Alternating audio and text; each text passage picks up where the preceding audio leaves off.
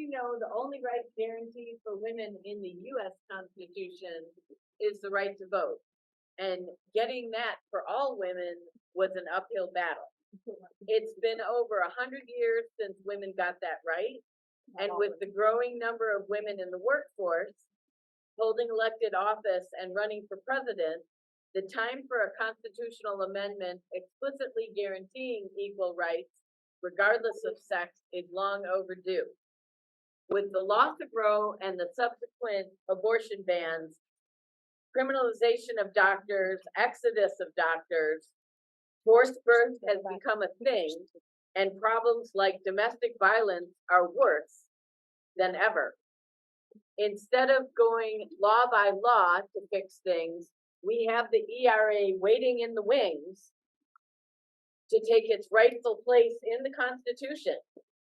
That's what we're talking about today, what the ERA would do for us and moving it forward. All right, my name is Gina Callias. I'm an attorney licensed in North and South Carolina. I'm a real estate broker licensed in North and South Carolina. And anyway, I'm here about the ERA. It's very passionate to me. And what I want y'all to know is when an amendment, how an amendment happens, Basic 101, Congress proposed the Equal Rights Amendment. The states ratified the Equal Rights Amendment. Illinois, Virginia, Nevada were the last states. Virginia was the 38th state on January 27th, 2020. That is the effective date of the Equal Rights Amendment. It's done. The only number in the Equal Rights Amendment is the number 2. 2 years until it's effective. January 27th, 2022 is the day. The reason for the 2 years was to give all those states the impetus to take the gender bias laws off their books. Did they do that? No, they piled on. Okay. And so what the GOP is wanting to do is disinformation. They want to tell you that there's a 7-year deadline. There's not. There's nothing in the quotation marks in the text of the ERA that says the number 7 is the number 2. Okay. And then the second thing is that the state cannot rescind it because the GOP red states are saying, oh, we want to take our ratification back. You can't do that. It's a one-way street. It's in. It's done. If they want to get rid of it, they have to do what they did with prohibition. Prohibition came in with an amendment. It had to be repealed by a separate amendment. So let the GOP have 100 years to repeal the Equal Rights Amendment. What has to happen now? Biden has to pick up the phone. All he has to do right now while we're talking at this moment, we say, Mr. President, pick up the phone and tell your executive branch employee, the archivist, to publish it. Publish it means it's in the Constitution as the 28th Amendment. Do it today. Or Biden could do an executive order and make it magnanimous. He could do the Emancipation Proclamation of women today. He could do it. But you know what's happening right now? We don't own this part of our bodies. We are not full citizens. We need the Equal Rights Amendment, and we cannot have an equality bill. We cannot codify Roe without a textual basis in the Constitution. And the Equal Rights Amendment is the textualist basis that binds and holds the Supreme Court's hands tied behind their back. There's no way Dobbs, all that goes away. It falls away, and you can't have a Texas bounty hunter law hunting women and given $10,000 bounties without an equal law bounty hunting men's genitalia and giving away $10,000. That's how it works. Is there anything left to talk about? Yeah, we got lots to talk about. Hi, everyone. I'm Nicole Verossi Bates. I am the executive director and founder of Shattering Glass. It is a nonpartisan, nonprofit dedicated to the fight for gender equity and gender equality. I'm also an attorney, and before founding Shattering Glass, I was a mergers and acquisitions tax attorney for 20 years in big law firms, more than 20 years. And I realized that women were suffering, and we were at a moment in time where we needed to come together and work really hard in this fight. And I was in a position to do that. And so I founded Shattering Glass. It didn't take me long to realize that all the things we need, equal pay, safety from violence, lack of lack of discrimination, pregnancy discrimination. Can't happen until we have constitutional equality. None of it'll happen. So when Galia did the exercise earlier, when we were all in the four corners, what was more important? Equal pay, stopping violence against women, reproductive rights, or the Equal Rights Amendment. Somebody pointed out that we all needed to be in the corner with the Equal Rights Amendment because we don't get any of it without it. And that's particularly so after the Dobbs decision, which now has effectively stripped us of equal protection. And I can explain more about that later, but that is why the Equal Rights Amendment is most important. Right. Everything they said. I'm Terry Wally, and I am co-president of the ERA in the Alliance, and we're a statewide organization. I kind of feel like I'm at an Alliance meeting. You see all the green t-shirts. There's a lot of overlap here. So I know that a lot of you already know all this stuff. For me, I got really involved. I was a reporter for a long time, and then I dropped out to stay home with my daughter, went back to work as a marketing writer. But it really hit me in 2017. I was getting ready to go to the Women's March in DC. And I called up my daughter and I said, hey, I'm going to get some t-shirts. And she said, all right. And I said, well, I'm going to get ones that say ERA yes. And I said, do you want one? And she said, well, what's that? And I said, Equal Rights Amendment. Now she was a senior in college in a political science. And I said, the Equal Rights Amendment. And she said, Mom, that's been done forever.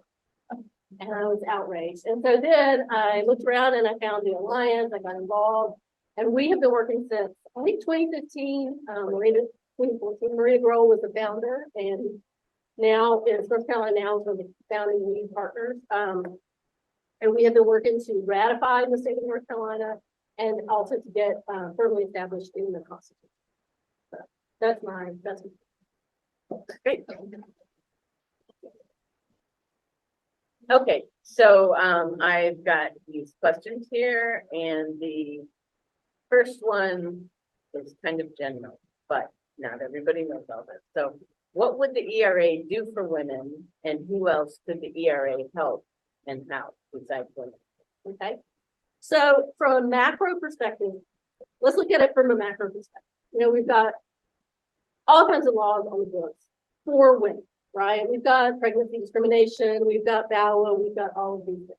But they are all built in a foundation of safety because there's nothing in the Constitution that says explicitly that women cannot be discriminated or that sex is not a discrimination category. So, all of those laws, as we saw with Dobbs, every law is only as good as the administration that's running the White House or running the Congress or running, however the political winds blow. And you cannot change. It is very, very difficult to change the Constitution. You may not know this, but this is the 100th anniversary of the writing of the Equal Rights Amendment. And it's 100 years since we first proposed it in Congress. 100 years. Every year in Congress since 1924. And we're moving. So from a macro perspective, and one of the things that I think people say, well, what does it matter? But one of the cases that really bugs me is when Hobby Lobby, if y'all remember, Hobby Lobby won as a religious person that their religious rights were infringed upon by having to offer women contraceptives in their own insurance. I still don't go there. Right. Me neither. Right. So one of the things about that is there are several categories of religion is one that get strict scrutiny. And strict scrutiny means that when something comes before the courts and a religious discrimination case, it gets kind of it gets really looked at closely, right? And sex is considered intermediate scrutiny. So it doesn't get, if something else comes along that maybe trumps that, then women, their rights go by the wayside. If we had the ERA in the Hobby Lobby case, then religion would be strict scrutiny and sex would be strict scrutiny. And then maybe they wouldn't have done it. But as it is, as long as we don't have an ERA, and as long as women are not, you know, do not benefit from strict scrutiny, religion's gonna always be. Religion and other categories are always gonna trump anything that we want to do. And in fact, I will say, we have written Ted Budd, our senator, to ask him to please support the Equal Rights Amendment. And he wrote back and said, well, it's going to interfere with our religious rights. We have an ERA. That is what he.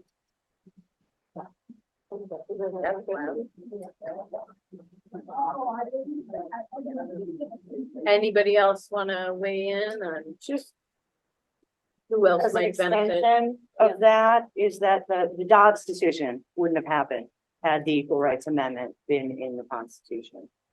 And when you think about the different levels of scrutiny, so Dobbs is down here at this rational basis that Terry just discussed. That's a 20% chance of winning on your claim for discrimination under Dobbs. That's what we're looking at going forward, 20%. We used to be at intermediate scrutiny, which is 47% chance of winning. So most of the time we were going to lose with what we had before Dobbs. In what best case scenario without the ERA, if we can convince a court to apply that standard, is what we're facing today. But we're most likely facing the 20%. With strict scrutiny, you get up to 73%. You are going to defeat the restriction 3 out of 4 times. It's unbelievable why we need it. Okay, great. Okay. All right. So I know that in years gone by, we were sort of encouraged not to talk about abortion, even though we expected ERA to help guarantee abortion rights. So, how can ERA secure safe and legal abortion access? And why are we talking about it now? Well, state constitutions, some of them, not here in North Carolina, we know we're still working on that. But state constitutions with equal rights amendments or the equivalent, because Utah put it in there originally when they did their constitution. Those provisions in the state constitutions have been used to defeat abortion restrictions. In New Mexico, Connecticut, other states rely on Arizona, Alaska, rely on their equal protection provisions in their constitutions to defeat abortion restrictions. Most recently, the ban in the trigger ban following the Dobbs decision in Utah has been held, hasn't taken effect because of their state equal rights provisions. The Texas case recently, it's the Zarowski case where the women challenged the late medically necessary terminations and succeeded. They succeeded in part because of their Texas Equal Rights Amendment. For the love of God, Texas has an Equal Rights Amendment. And it was used to win. We know this helps. And there was a Senate Judiciary Committee hearing on the ERA earlier this year. Excuse me. And the opponents of the ERA spoke for hours. I was sitting in the room about how the Equal Rights Amendment would allow abortions up until 40 weeks. We know that's not going to happen. And it would provide LGBTQ plus rights.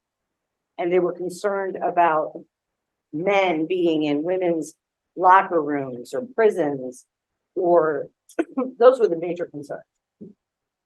So the link's been made and the cat's out of the bag. The Equal Rights Amendment will save reproductive rights at a federal level, but they can't do it without it. Congress only gets its authority from the language in the Constitution. There is currently no authority under the United States Constitution for Congress to regulate abortion. So if anybody tells you they're going to codify Roe, they can't without the Equal Rights Amendment. Did you hear it? That's say it again.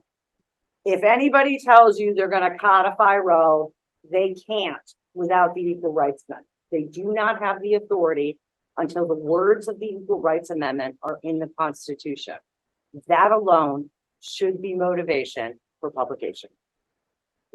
And one thing I want to say about abortion rights too is, I think one of the words that gets, we get kind of glossed over when we look at the ERA is the word abridge. You cannot abridge a woman's right. That you cannot pass a law that abridges a woman's right or on the basis of sex. You cannot abridge. So what is an abortion? But an abortion, but an abridgment of a woman's right. Okay, okay, good. So we've always recognized that the ERA would alleviate violence against women. What other things would it address? Let me give you an example of rape kits. Everyone knows that rape kits are sitting on a shelf in some police station, that they're not being processed. There's statistical data that is rape is a low crime on the totem pole. And by the time, if they ever look at the rape kit and they identify a rapist, it's years later, they're gone. Where are they? They're not finding them. They're not prosecuting them. But under the Equal Rights Amendment, there could perhaps be a class action that they could take against the state to say, you're not prosecuting these crimes against women. That would help. The other place that it's very important is if you have a friend or a family member who's been involved in a custody dispute, women statistically are painted as liars and not helpful, and that the man is just being put upon and he should really have his kids, whether he's sexually abusing them or not, or doing anything, he's not exercising his visitation, but she shouldn't have them. It is heartbreaking and heart-wrenching to see that happen in real life. I did have the unique opportunity to argue in front of the South Carolina Court of Appeals last March in a case just like that, where the woman is not favored and the man who was allegedly sexually molesting his kid is the one who is preferred. It's not okay. And you can take under the Equal Rights Amendment statistics and say, this is the trend. The same thing with equal pay.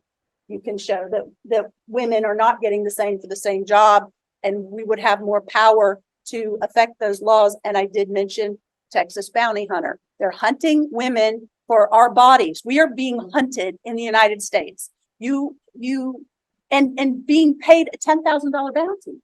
Well, that's the way the equal rights works. If you're going to do that to women, you got to do that to men.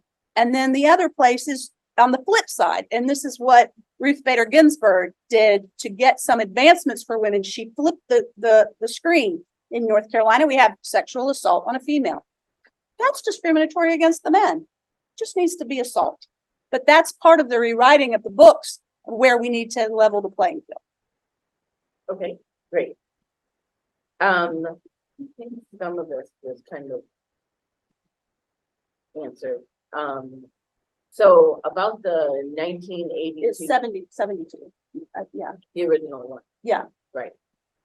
About the deadline. Yeah, about the deadline. Let me talk to you about the deadline. Okay. Okay. In 1972, when they went to propose the Equal Rights Amendment, there was negotiating in the back room, and someone in Congress said, "We'll put out the words in the quotation marks, but we want to say before that, we really want it done in 7 years."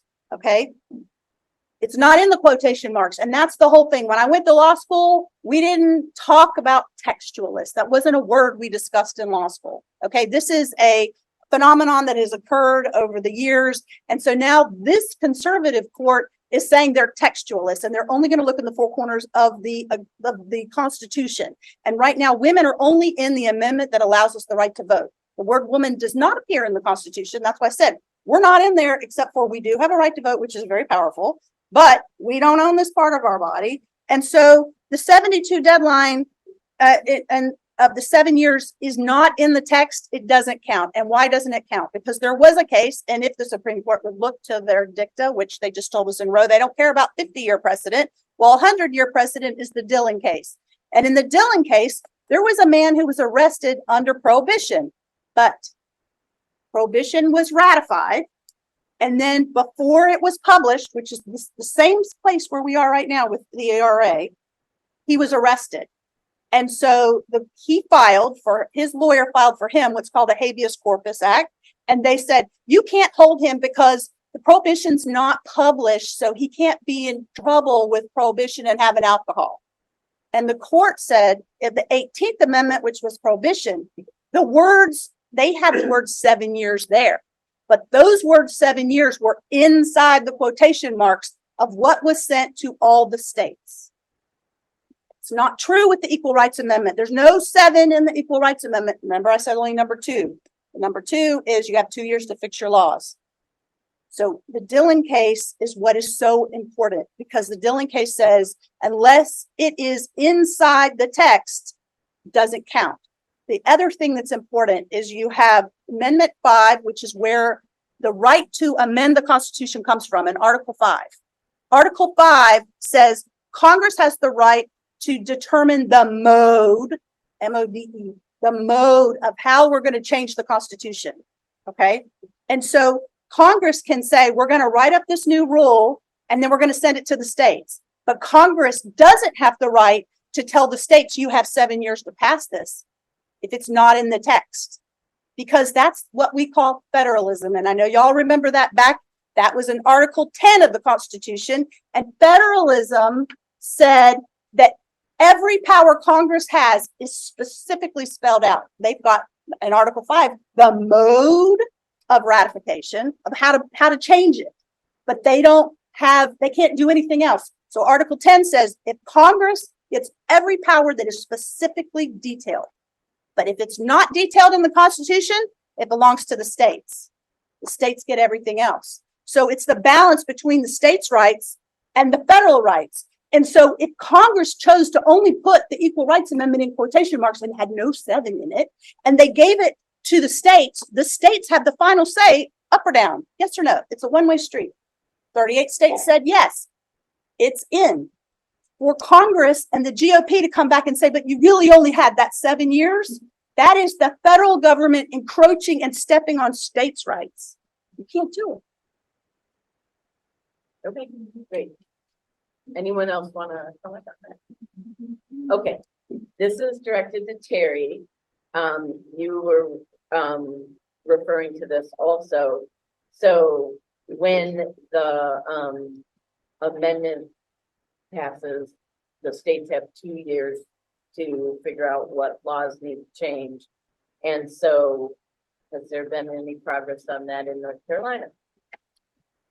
Actually, yes. And we have Lori Bunton and our other co-president, Lori Sparrow, co-president, along with Jimmy Cochran Pratt, and they approached our pro bono law firm 2 years ago and said, hey, we need to look at all of our laws in the state of North Carolina, all our statutes, and ferret out the gender bias. And so they spent 2 years combing through 45,000 pages of statutes, and they came up with 20,000 changes. Some of them are minor, were not as bad as they could be, as we were expecting. And so then we said, all right, now what are we going to do with this? And because the ERA is still not published, but what are we going to do with it? So we actually found the North Carolina General Statutes Commission, and they are a freestanding commission. They are mostly made up of law professors and some other lawyers. They have one state senator and one state house member on it, both Republicans, but they're sort of non-partisan. So what we have done, so back in June, we went to them and we said, hey, I've got this thumb drive here, and it's got 20,000 changes on it. And hey, we all take care of that for and they did exactly that. They laughed and they looked like, they had deer in the headlights, and they said, can you get that down to something reasonable? And so sure enough, I had sat in the hearing and listened to them, and they had argued over some other case, and they'd argued for 30 minutes over whether it should be attorney apostrophe S fees or attorneys apostrophe fees. And I thought, man, this is going to take a long time. So we went back and we worked with lawyers all summer. We got down to 8 different statutes. The thing about the General Statutes Commission is they do what's called a technical corrections bill. So if it's really substantive, they're not gonna change. So, we've got some things that are turned out, and we gave them 8, and it turns out I think we're gonna get all 8 of them, which is great. Some of them are really minor, some obsolete things that aren't even being used anymore. One of them I think is interesting, and it goes back to pay equity. In the state education system, for example, they list janitors and maids, right? And which sounds like nothing, except we all know that a maid does not make as much as a janitor does, even though they do the same thing. So hey, it's a victory that we got them to drop the word maid and say, okay, we're just gonna have janitors.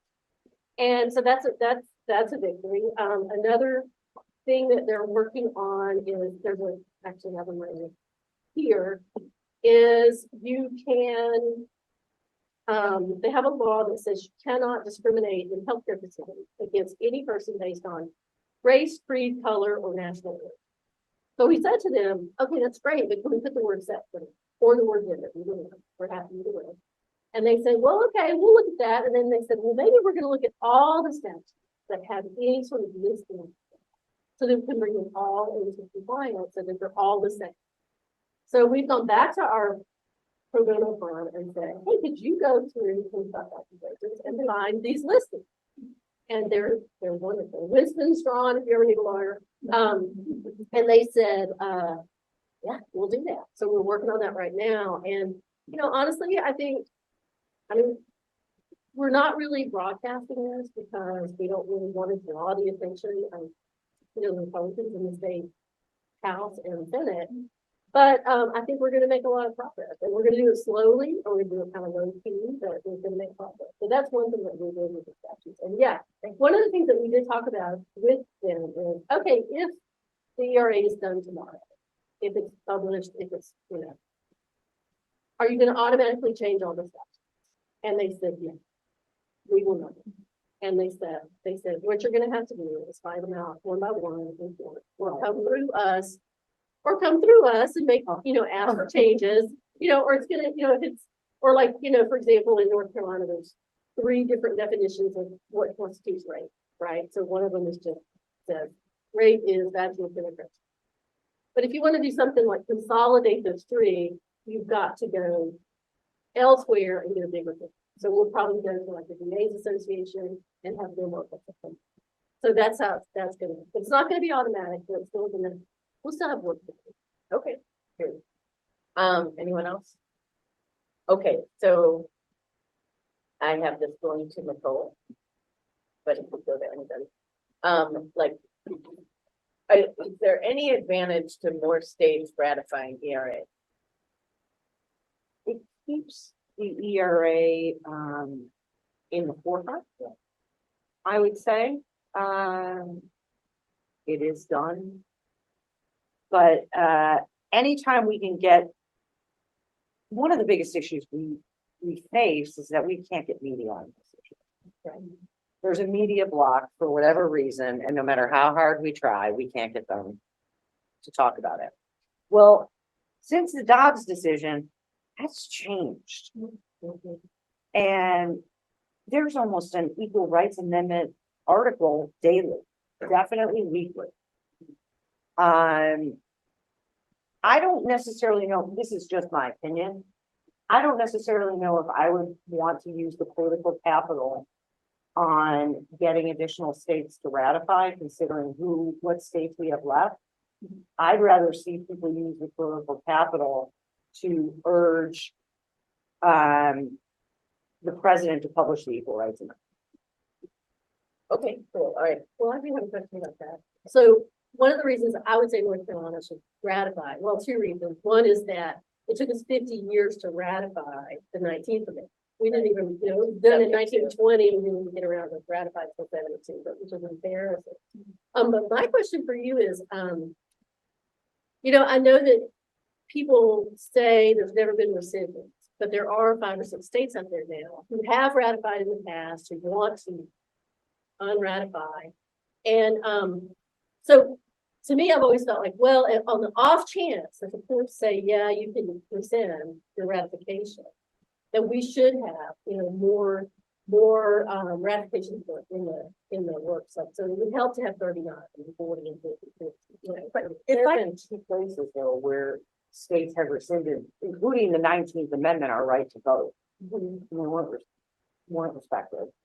And the 14th Amendment that guaranteed equal protection. So if they were to do that now, the Supreme Court, they could unravel every amendment. But the Article 5 is a one-way street, and it is, the archivist's job is a procedural job. The archivist has no substantive power whatsoever. They're a librarian. They are sitting there with a chalkboard and they go tick, tick, tick, tick, tick, important till they point. have 38 states and it's done. There's, in my opinion, there's no reason to waste breath on another state, including North Carolina, I'm sorry, but just ratifying the ERA. We just need exactly what Nicole said, is to press and the Democrats and Biden to publish the ERA and to quit fundraising off women's misery, because that's what I'm seeing. Yeah. I'm seeing them say, well, we're going to help you with abortion. We're going to codify Roe. We said that doesn't work. You have to have the ERA. They're in the psyche. And the person who said it best was at the North Carolina ERA Alliance meeting last year. And that was Kate Kelly. She's a feminist attorney. And she was on Biden's transition team, and she had access then. And now she's working with Cori Bush, who did a joint resolution with Senator Gillibrand, which is drafted beautifully. Says exactly what we're saying. Yep. But that's because Kate Kelly probably drafted it. And but what Kate Kelly said is this, and y'all will get this.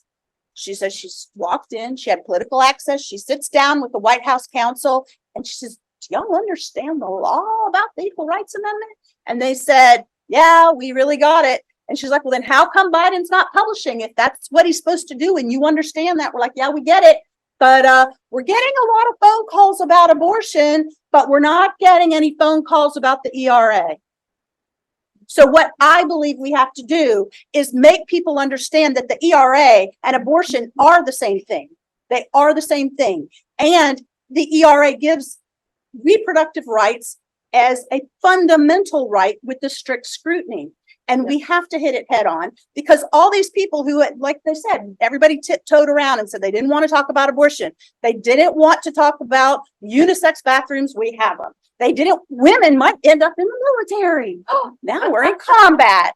God forbid. And women might have to sign the Secret Service Act and actually register for a draft if we had one. Well, you know what? We can fight and we're strong and everybody's equal. Everybody's equal. That would be great. So that's what we need to do. And when we see, I have done so much volunteerism in my background. Planned Parenthood. I have helped. I love Planned Parenthood. I appreciate Planned Parenthood, but they're not saying out loud, Biden published the ERA. They have to know. They have to know. The Women's March will not say Biden published the ERA. They're not saying it. I because spoke you have with to them. look at the funding. Yeah, it is fundraising. That's what I'm saying. No, you have to look at where the funding is coming for the organization. They're getting funding from some of the National Democratic Party is Right, funding them. that's correct. And the National Democratic Party is saying, I saw a political cartoon the other day and it said, it's autonomy, stupid. Yep. It's bodily autonomy. I want my bodily autonomy. I want it back. I want it back. I And I want agree it with in the you, Gina, Constitution. too, and that is that it always feels to me, I'm one of those unaffiliated voters. But it always feels to me that the Democrats are holding out the ERA as, you vote for me this next time, then we will get the ERA in the Constitution. And they did that to us last time, and they've done it to us the time before. And it just really feels like we're, Charlie. Well, Biden said, and Kamala Harris in their campaign, it was written in the campaign promises for the last election, we will enshrine the Equal Rights Amendment and women's rights into the Which Constitution. has been removed from the internet. Yeah. They scrubbed it. This isn't a coincidence. No, it's not a coincidence at all. And that's it in a nutshell. we have to equate the ERA with abortion. And as you said, we have to let the kids know that ERA means the Equal Rights Amendment and not Taylor Swift's Eras Tour. Not kidding. I love Taylor Swift, but they don't understand. They don't understand. So, okay, there have been many campaigns to educate people on the ERA. I know we had some gorgeous billboards here in North Carolina. Ice cream trucks here and in Virginia and other places. Advertising vehicles, League of Women Voters has done when we were having events. Short videos, thanks to Atlas and others, press conferences, etc. Like, what do you think? What do you guys think have been the most successful, if any? I think all of those things have been successful, but I would say that one of the hardest things we have gotten help. We can't get sustained, and we can't get sustained interest. That's been a struggle for us. And I think one of the other things that we need to do a whole lot better is to talk to people who are not in the feminist silo. All of us agree here that the ERA is the greatest thing. But when you talk to other people, especially if you talk to young women, they don't know anything about it. And I have talked to some blue in the face. And I will tell you something that was very successful for us. and it's a minor thing, but I worked at a yarn studio. We dye yarn for like knitters and crocheters. And there's an enormous festival every year in Raleigh that brings thousands of people in. And it's in March. So I went to our owner and I said, hey, could you dye a color? And let's call it Equal Rights for All Y'all. And that's this. And so she did. She said, that sounds great. And so we packaged it with our buttons and we put, we had a label on it that took you to our website and the coalition website. And you could get more information. And she promoted on her website and on her emails. And we sold out and we talked to thousands of people about the equal rights. Every woman our age said, yep, I know all about that. Yep. Every woman in her 20s and 30s, what is that? And then so the last person that I sold this game to, she looked at me and her mom and she said, I'm kind of scared. And we just looked at her and we said, well, you should be. And so that was an opportunity to get out of the silo and talk to other people. I mean, I live in Gaston County, which is very conservative. And I talk until I'm blue in the face about equal rights for women. And, and people agree. And we have even done in the Alliance, we have even done, we've done a couple of things. We did a focus group with moderate Republican women, right? And to see what's your thinking on this matter. And they said, love it, whatever you want. And then they said, but I don't want to get involved. I don't want to get involved. And then we also did earlier this year, at the beginning of the year, we did a whole survey with Meredith College here. And they asked people across the US, across the state, what are your thoughts on equal rights?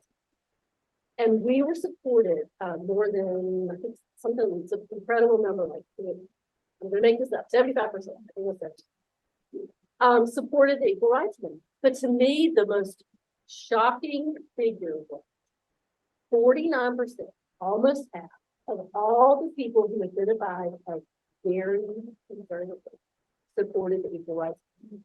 And then they asked a follow-up question and said, well, what do you think about a state right in the state constitution? And they outlined it. It would say, it would cover race and sex and age and disability and sexual identity and, a whole host of things. They said, love it, bring it. We would love it.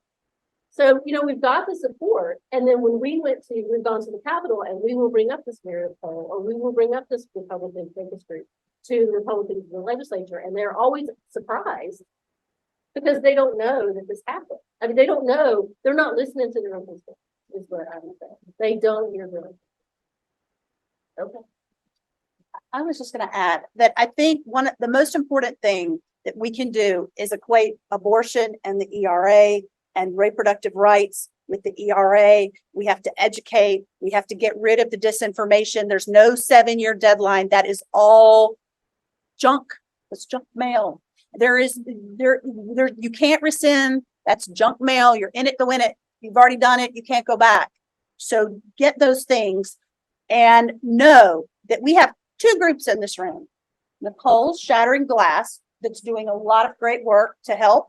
And then we have Alice over here for Equal Means Equal, which they have their sign up there. We have North Carolina ERA Alliance, which has done great things. So give money, help them to move forward and get that message out. Alice, who did the social media training today, she's great with getting the kids. We've got to help educate them and let them know that the ERA equals abortion, because when they know that, when the kids know that, they're going to help us and we So- need them. In a way, yes, we need the kids, but I think the kids are starting to get this. I really believe the kids are getting this. Look at the polls and Marianne Williamson's, in the under 35 crowd. They're getting it. Marianne Williams is saying Biden published the Published the ERA. She's called. She's the for only Biden presidential to candidate publish saying it. the ERA. But I think one issue is a lack of collective courage. These are some uncomfortable conversations to have with people, particularly when you think of things a certain way. These people are supposed to be supporting our rights. They say they're supporting our rights. You have to hold the people we put in office accountable. And if we don't hold them accountable, they're going to continue to serve up the sandwiches that don't taste very good. And on that, I have people tell me there really must be something to this disinformation, or Biden would have done it already. Biden would not do that. Biden would not do that. Well, this is where we are today. He could have done it on day one. He could have done it on January 27th when he came in the beginning and had a celebration. So we have to tell him. We have to let him know to do it. Okay. I think the last question, but it's a little long. Article 5 of the Constitution does not mention publication or national archivist or any role for the executive branch at all. Do we actually need publication? In theory, no. And the reason being that, that's just a statute that requires the printing of a new constitution. But until it's in the Constitution, once it's published, it's presumed valid. We should be able to technically enforce it now. However, there have been 5 lawsuits to date. And the most recent one, 5 lawsuits initiated to either enforce the Equal Rights Amendment or require publication. The most recent decision came in September, just this past September. And the court said that Congress has determined that publication comes before enforcement. So it's making publication critical at this point in time. We now have 5 court cases. That court case was the Elizabeth Cady Stanton Trust versus Norona, and that was in Rhode Island. But there was the Equal Means Equal case. There was the Illinois versus Ferriero case, and this is the 3rd case the Elizabeth Cady Stanton Trust has filed. One in Michigan, one in Rhode Island, and one in New York. And now these are states that have all said the ERA is the 28th Amendment and have called for publication. They joined the Illinois versus Ferriero case and said, we agree, get it done. And in each of these lawsuits that the Elizabeth Cady Stanton Trust filed, the attorneys general in those states said, yeah, no problem. We agree with you. There's no dispute here.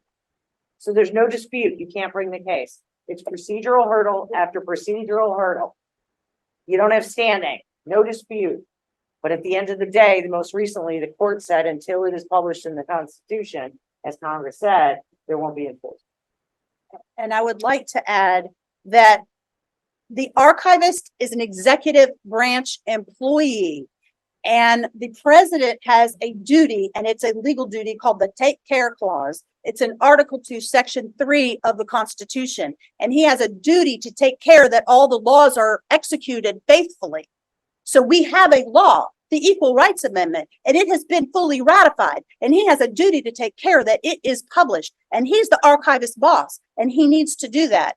And the second part of that is in the Dobbs case, my sister, who's also an attorney, Arlene Rocky, and I filed a motion on behalf of the North Carolina ERA Alliance, which we appreciated, to file a motion to do an amicus brief in that case, asking the court to pay attention to the Equal Rights Amendment as the law before Dobbs came out, okay? And how that worked was this.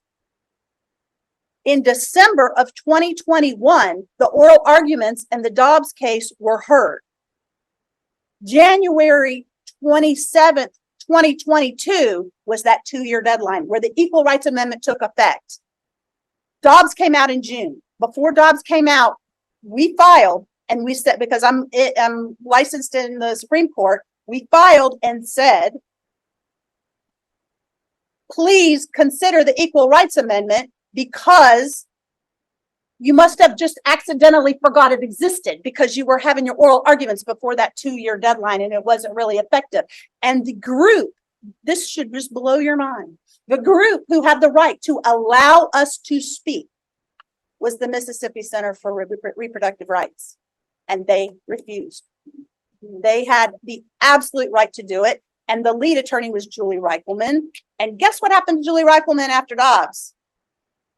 Biden appointed her to the First Circuit Court of Appeals as a judge. Just to clarify for the non-lawyers in the room, when they filed after the oral arguments, the court didn't have to consider their arguments because the oral argument already won. Right. So they sought leave. It was really easy for the court to ignore the Equal Rights Amendment because it already No one brought it up. No one brought it up. Which is But it legal doesn't malpractice. mean by any stretch that Dobbs, the Equal Rights Amendment would have saved Dobbs, because it would have. I just wanted them to understand that that's, that the argument But didn't the get only, denied because it was, on the merits. see, it was not denied on the merits. And the only reason that it could have, our brief or the North Carolina ERA Alliance could have been heard is if one of the parties said, this is an important amicus brief, something important was forgotten. And the Mississippi Center for Reproductive Rights didn't do that. That's mind-boggling to me. So Why didn't they do that? Why hasn't it been published?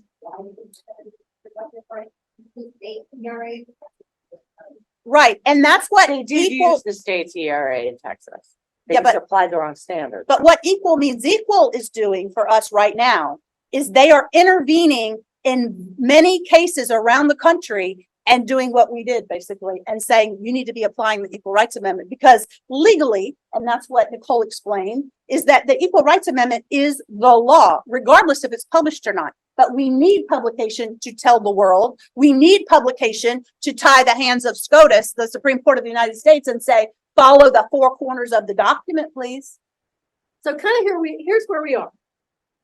So Biden won't publish.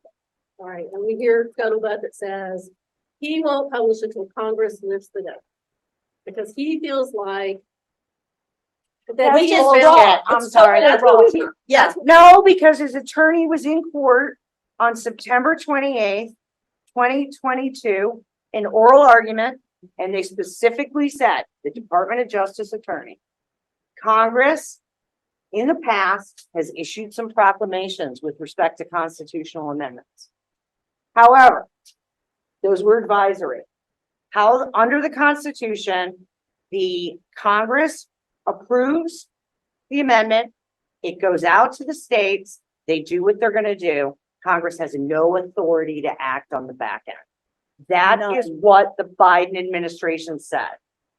That is quoted in a resolution by anti-ERA senators currently in, they proposed a resolution saying the ERA is dead.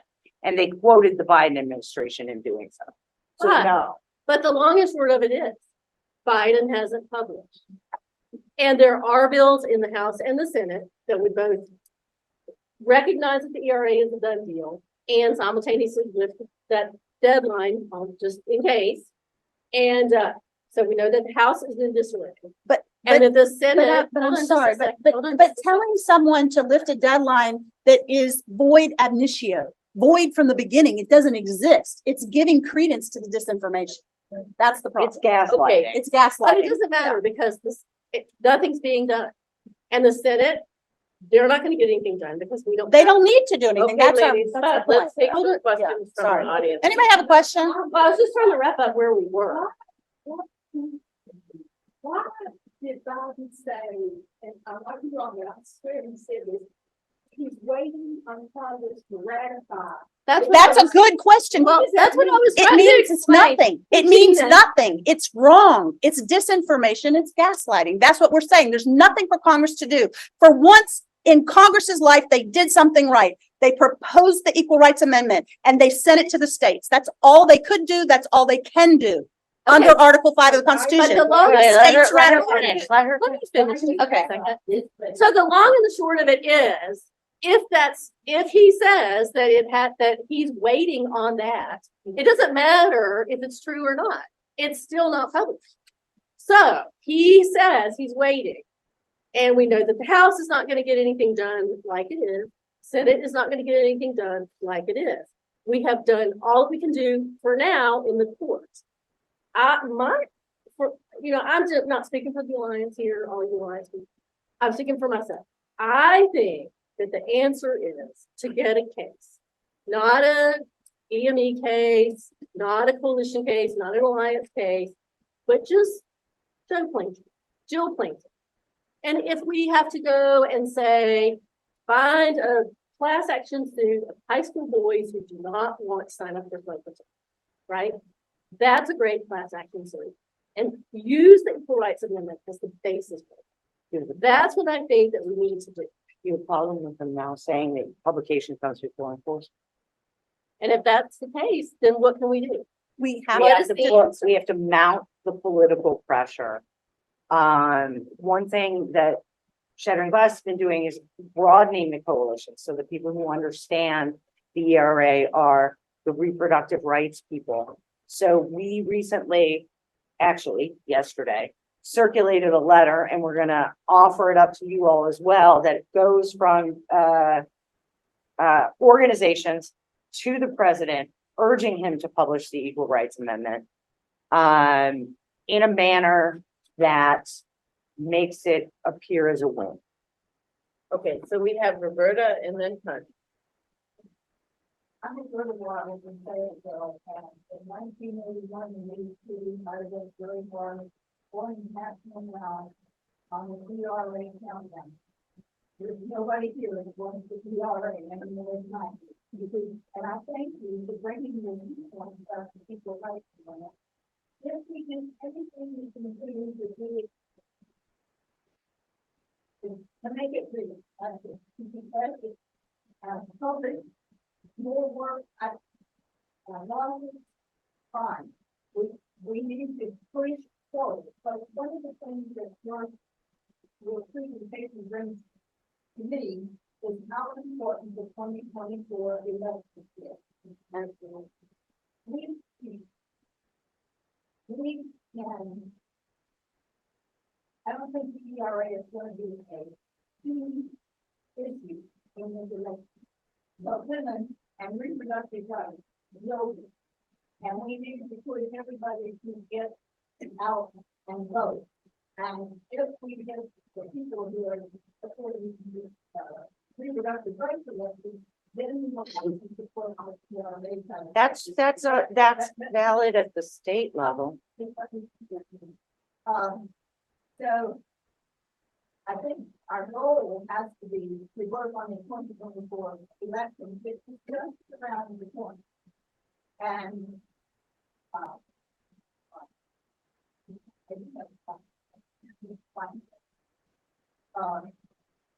I want just wanted the now members, most of you are now members, to know that our national board at the board meeting right before the conference in July recommended to North Carolina now passed that they endorse President Biden for the next election.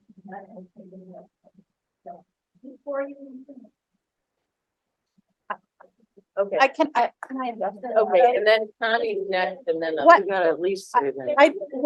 What I want to say is that the ERA equals abortion. It is the same thing, and we have to educate. ERA equals abortion. ERA equals equals reproductive freedom. That's what it is. So by just campaigning on abortion and fundraising off the misery of women saying, oh, this is terrible. Let's vote for somebody because they're going to help us with it. The work is done. All Campaigning these, on abortion that can't happen without the Equal Rights Amendment at the federal level. If you're interested in reproductive rights, you have to do it at a state level until the Equal Rights Amendment is in the Constitution. There's no other way around that. So again, we get back to the fact that we're being gaslit. You can't have reproductive rights at the federal level without the ERA. So how is abortion on the presidential ballot? It's not. Unless you're looking for somebody to publish the Equal Rights Amendment. Okay, yeah, let's have Connie. And-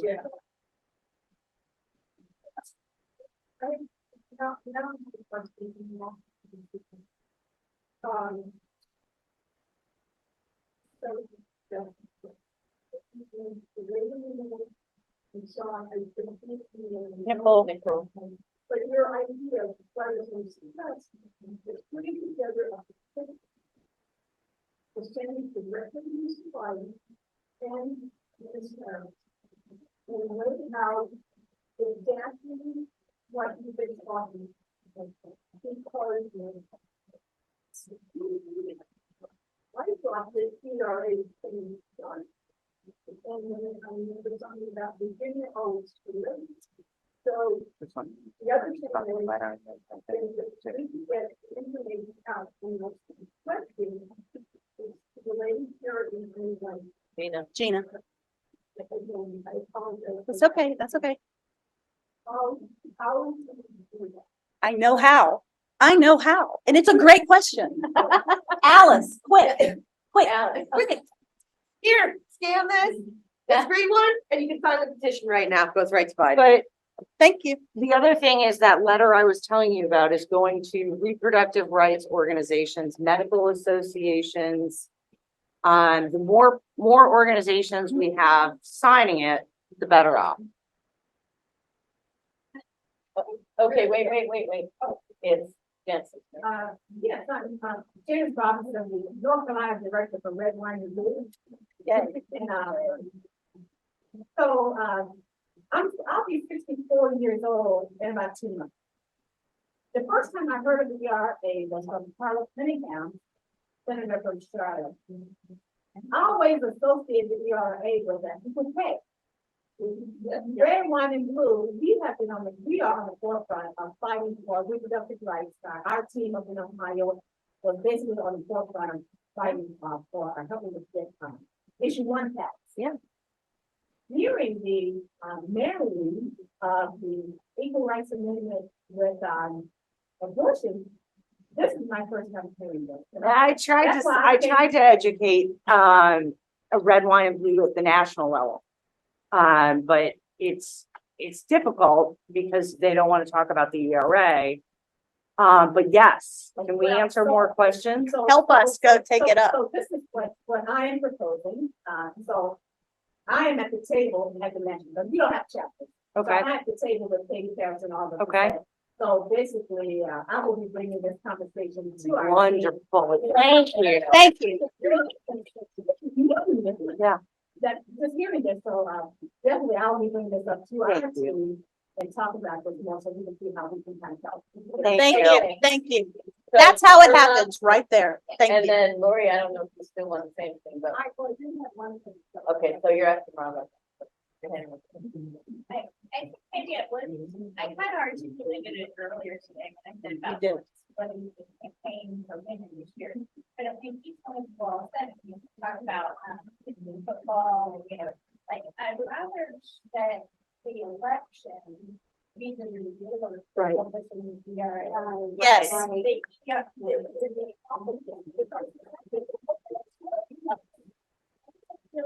I mean, oh, I mean, that, Right. instead of the, they're making us promise that we're gonna have a. Yes. Thank you. Yes. Thank you. And my sister Arlene and I wrote an article published in August called Gratitude, Not Fear. That's what it is. I would love to give Biden my gratitude for publishing the ERA. Oh, sorry. I only have one comment today. I've been this fight for a long time. Yes, you have. I debated the rights in the high school in 1971. Wow. Right.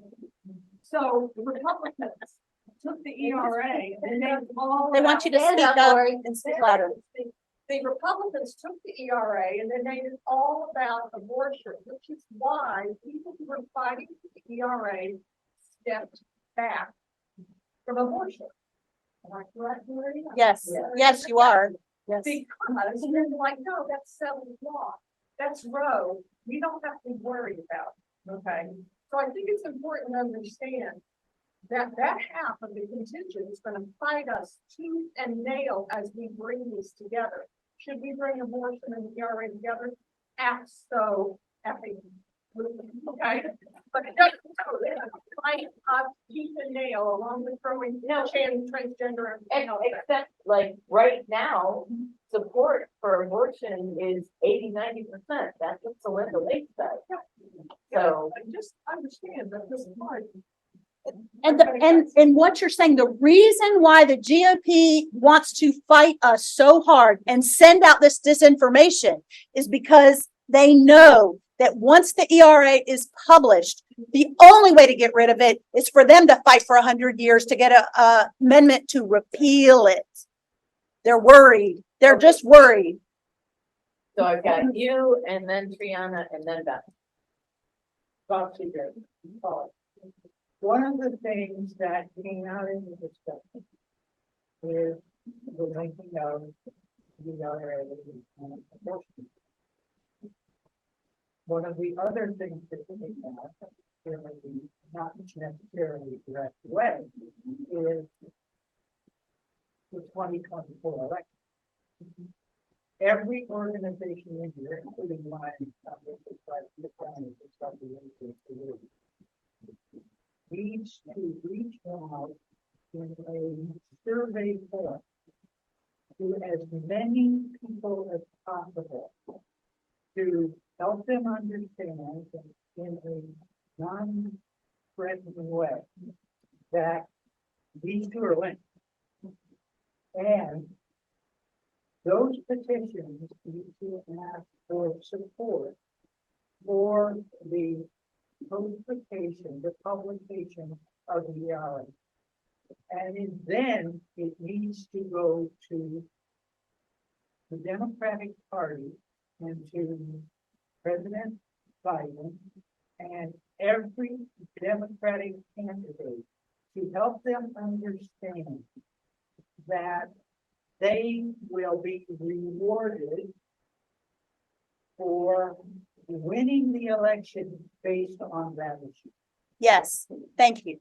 That said very well. And I have one other thing to tell you. If anyone else, this can help. And especially when I was running for office, there is a website called respectpeople.org. Respectpeople.org. That website teaches you, it's a great way to talk to people about abortion in a non-confrontational manner. It is very scientific based. It's very friendly, very non-confrontational. Everyone always asks me, abortion is a sticky wicket. How do I talk to somebody about it? Respectpeople.org. Okay, so who was next? Triana and then Beth.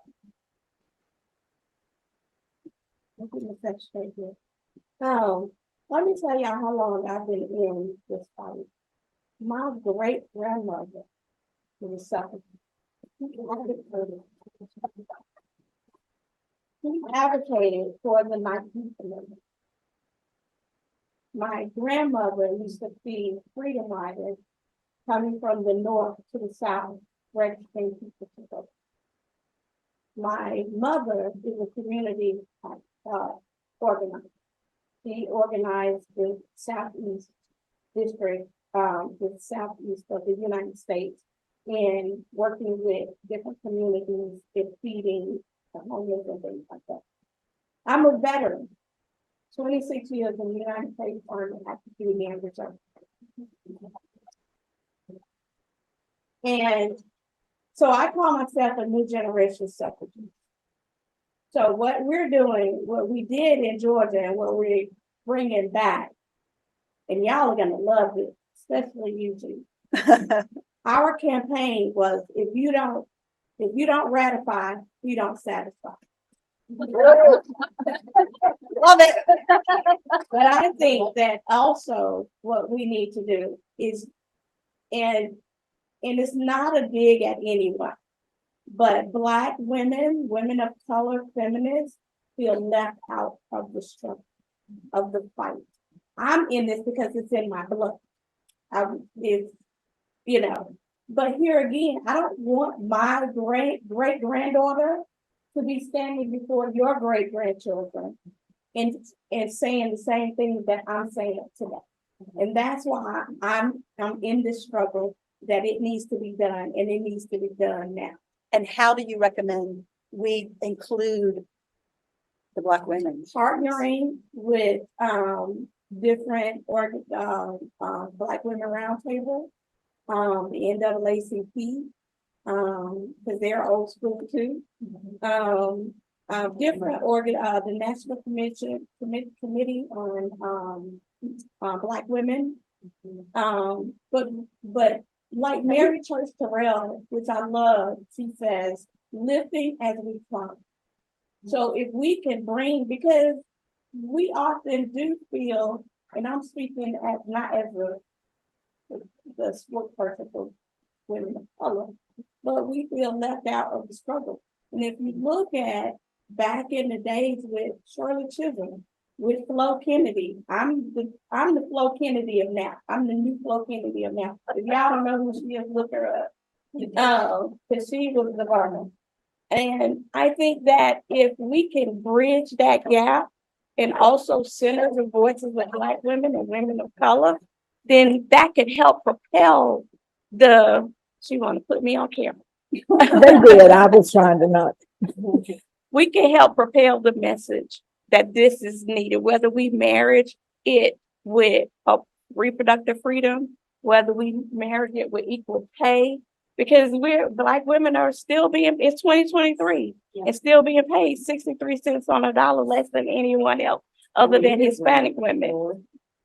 Yeah. And so I have to quote another person, Margaret Thatcher. If you want something said, ask a man. If you want something done, ask a woman. But if you want something done, ask a Black woman. There you go. So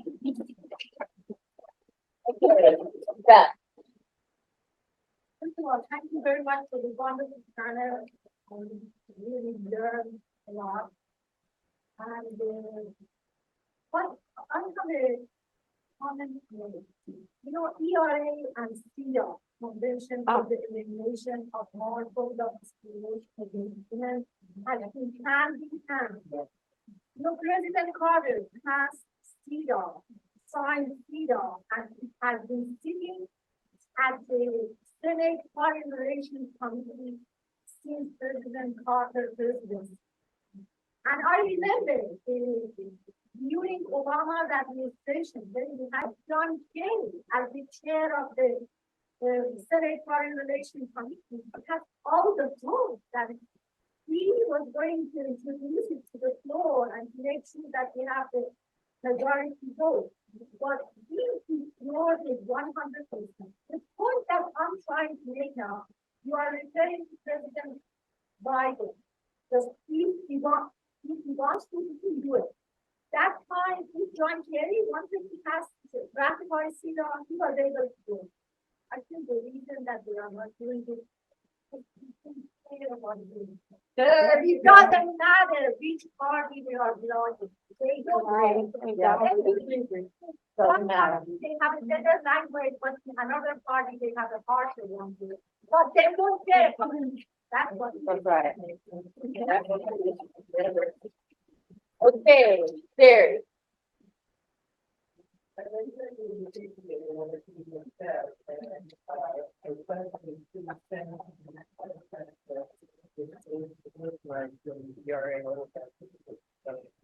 So I'm looking on that, but what I would urge you to do, is not to keep on doing the same thing. How many petitions have there been? This is the only one that. Well, this is the only one I know.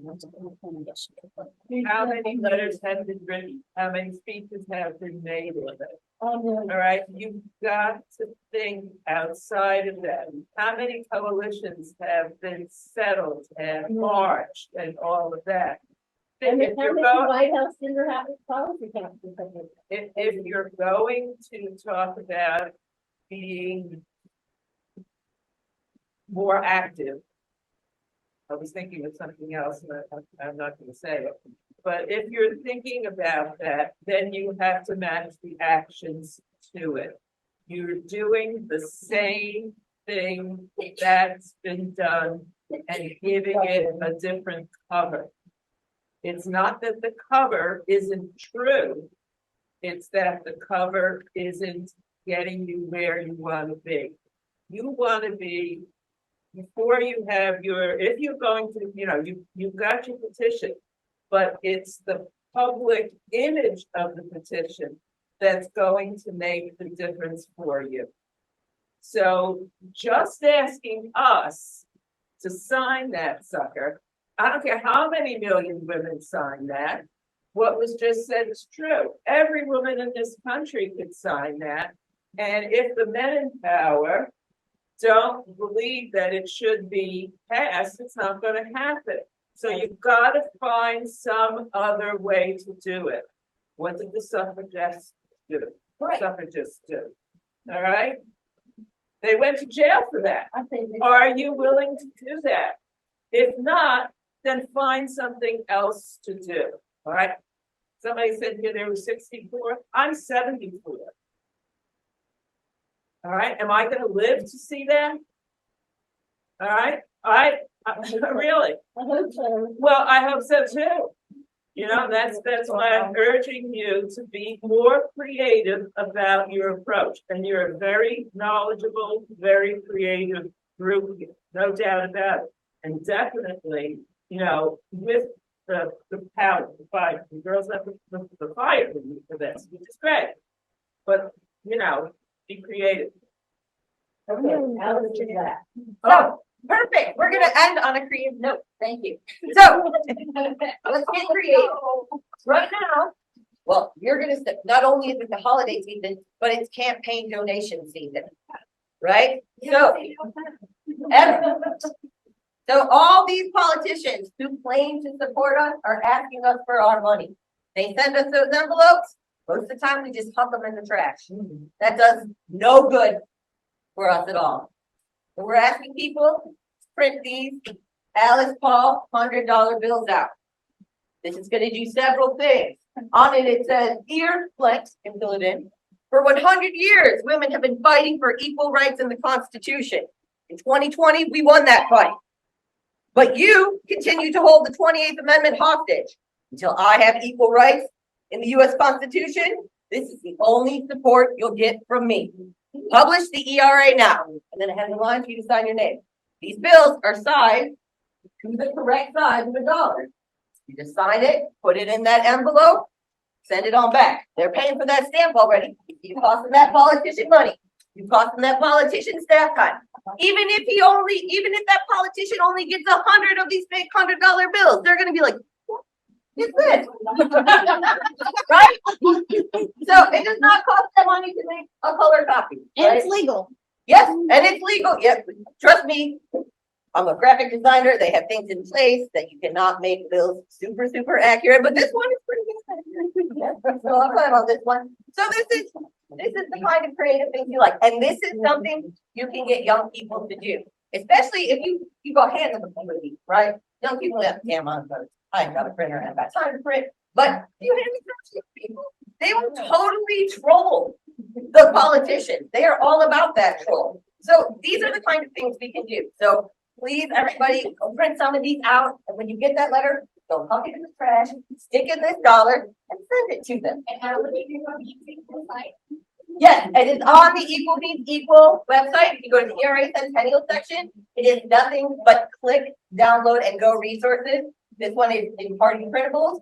Just scroll on down, it'll say party printables. Smash that. Yes, of course, there's a party hat there. Too, like party hats. Smash that red download button, and it'll be right there. You can print it out. It's in PDF and JPEG form. Already sized 8.5 by 11. And let's send them a message. And spend a little bit of their money.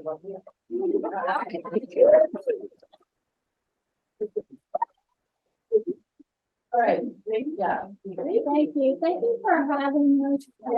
Thank you very much.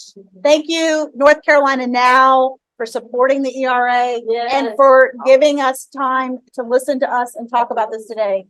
I really appreciate it. If you don't ratify, we don't satisfy. Okay, we knew what you meant.